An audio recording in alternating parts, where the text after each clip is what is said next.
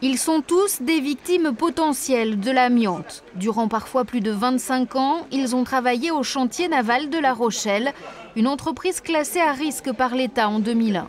On avait des choses à découper, ça nous arrivait de nous entourer de toiles d'amiante.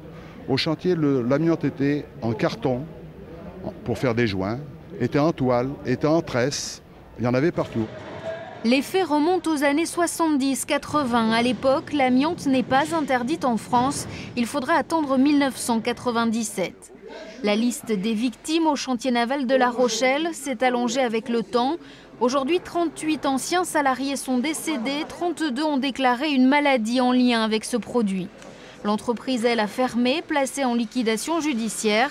22 des 900 salariés ont obtenu l'an dernier 8 000 € pour préjudice d'anxiété, des sommes que leur réclame aujourd'hui l'AGS, le régime de garantie des salaires.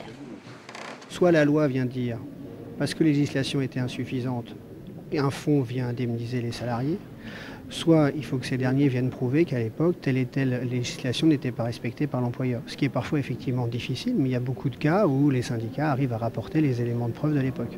Sur cette question de preuve, moi je viens dire que le fait que ces gens-là soient tous atteints, ou presque tous, de cette maladie est la preuve qu'il y a une négligence au niveau des mesures de sécurité. Manque de preuves, demande de nouveaux justificatifs de santé. À l'issue de l'audience, les salariés sont agacés. Honte à ceux quand même qui nous emmènent devant les tribunaux, c'est le monde à l'envers. C'est l'inverse, c'est ceux qui nous ont contaminés qui devraient être devant le tribunal. Et nous, on nous amène en justice pour restituer un maigre pécule qui nous a été donné en compensation de ce qu'on risque. C'est la mort.